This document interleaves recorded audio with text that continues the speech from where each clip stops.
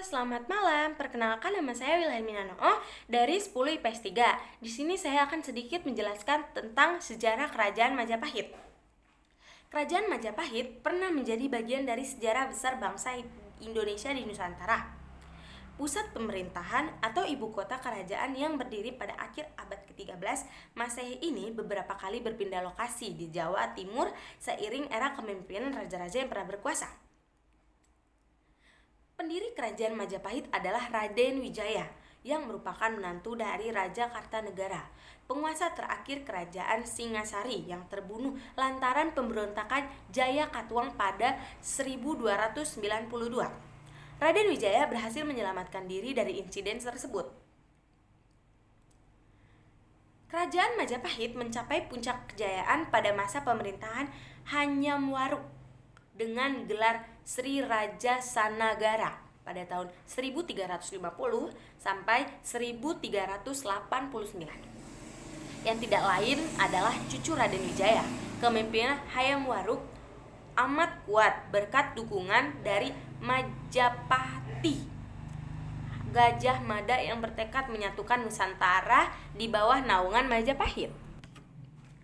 Pusat Kerajaan Majapahit. Pusat pemerintahan atau ibu kota kerajaan Majapahit setidaknya pernah 3 kali berpindah tempat, namun masih di wilayah Jawa bagian timur.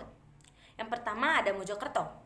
Ibu kota pertama kerajaan bercorak Hindu-Buddha ini adalah di Mojokerto pada masa kepemimpinan pendiri sekaligus raja pertama Raden Wijaya alias Kartarajasa Jayawardana. Dikutip dari kumpulan sejarah desa Kabupaten Mojokerto tahun 2020, suntingan Evi Sudyar. Pada masa itu, ibu kota Majapahit disebut dengan nama Kutaraja dan terletak tidak jauh dari pelabuhan besar bernama Canggu di tepi Sungai Brantas.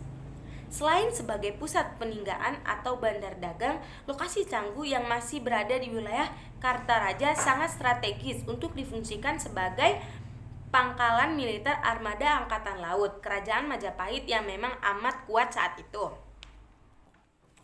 Yang kedua ada Trowulan, pusat pemerintahan Majapahit, bergeser sedikit pada masa kepemimpinan Sri Jaya Negara pada tahun 1309 sampai 1328.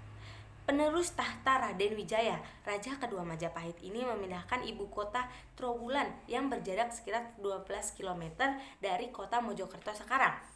Kitab perjalanan Cina bertajuk Yengyai Shenglan yang ditulis oleh seorang penjelajah bernama Ma Huan yang menyimpulkan bahwa pusat pemerintahan kerajaan Majapahit pada abad ke-14 Masehi adalah di Trowulan. Dikutip dari buku terjemahan J.V.G. Milis 1970 disebutkan bahwa kawasan itu merupakan kota yang sangat besar tempat raja bersemayam. Jumlah situs yang merupakan peninggalan peradaban Majapahit yang ditemukan di Trowulan juga semakin menguatkan peran tempat tersebut sebagai bekas ibu kota kerajaan yang pernah mengalami masa-masa yang amat jaya. Trowulan menjadi pusat pemerintahan Majapahit dalam waktu yang cukup lama dari era Sri Jaya Negara yang bertahta sejak tahun 1309 hingga menjelang keruntuhan kerajaan ini pada abad ke-16 Masehi. Para pemimpin ternama seperti Tribhuwa Wijaya Tunggadewi, Hayam Wuruk, Ratu Suhita, hingga Brahekartabumi alias Brawijaya V pernah memimpin kerajaan di Trowulan. Yang ketiga ada Daha Kediri. Lantaran berbagai polemik internal dan ancaman serangan dari Kesultanan Demak sebagai kerajaan Islam pertama di Jawa, posisi Majapahit semakin terdesak pada masa pemerintahan Brahekartabumi atau Brawijaya V pada tahun 1468 sampai 1478. Kala itu pengaruh Islam memang sedang berkembang pesat di Jawa sehingga muncul Kesultanan Demak didirikan oleh seorang pangeran dari Majapahit bernama Raden Patah. Raden Patah adalah putra kandung Brawijaya V dan dari istri seorang wanita berdarah Cina bernama Xiu Banci. Pada masa-masa genting inilah ibu kota Majapahit terpaksa dipindahkan dari Trowulan ke Daha, merupakan bekas pusat pemerintahan kerajaan Kediri oleh Girindrawardana atau Brawijaya V2. Pada tahun 1517, pasukan Kesultanan Demak menyerang Daha, membuat perekonomian kerajaan Majapahit lumpuh. Serangan tersebut dipimpin oleh Pati Unus pada tahun 1488 sampai 1521.